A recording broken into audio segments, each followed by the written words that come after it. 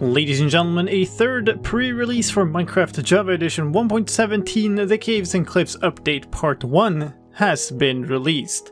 This one contains tweaks to candles and some of the new mobs, as well as a bunch of bug fixes. My name is slicedlime, I'm here to guide you through all the changes in this version. But first, let us begin with a known issue with this pre-release. Opening any world in single player, including starting a new world, will make the game show the same kind of warning as if you were adding an experimental data pack. This is a known issue that will be fixed in the next pre-release, but hey, it doesn't hurt to take an extra backup of your world. Now with that said, let's get into changes to mobs. Mobs rammed by goats will no longer retaliate. They will not get aggro towards the goat. Spawning has changed for Axolotls and Glow Squids. They will now only spawn in complete darkness, that is light level 0, and there has to be a natural stone block less than 5 blocks below and nothing but water in between.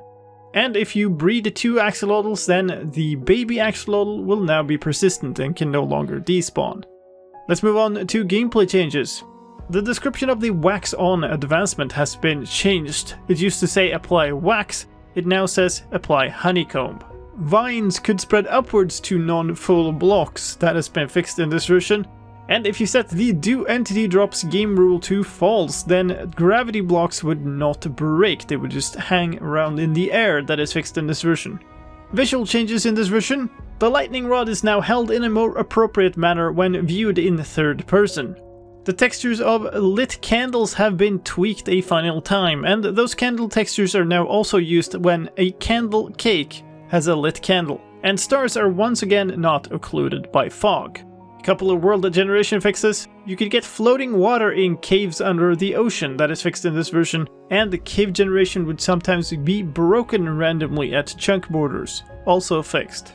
In addition to this, a number of stability and performance fixes, including a whole bunch of crash fixes in this version.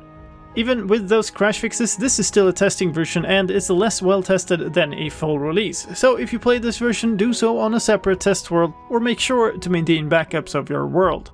Keep in mind that any world that you open in this version can never be safely downgraded to a previous version again. If you want to try this out, but you don't know how to, then click on the link in the iCard right now to get to a tutorial video about how to get and play a Minecraft snapshot. And pre-releases are also counted as snapshots. And those are all the gameplay changes for this version. If you're also interested in technical changes, such as changes to custom player heads or block states, then check out my coming video for the technical news in this version. Only a few of them, but still some very important fixes. And with that, thank you for watching to the end of this video. I do appreciate it, and I do appreciate any comments, likes or shares of the video. Any interaction with it helps out the video in the YouTube algorithm slot machine and therefore helps out the channel. Thank you also to the people helping out with the making of this video. Thank you Fabian, Jockcool and Noineinser for the assistance. That's it for me for this time. My name is slicedlime, and I'll see you next time.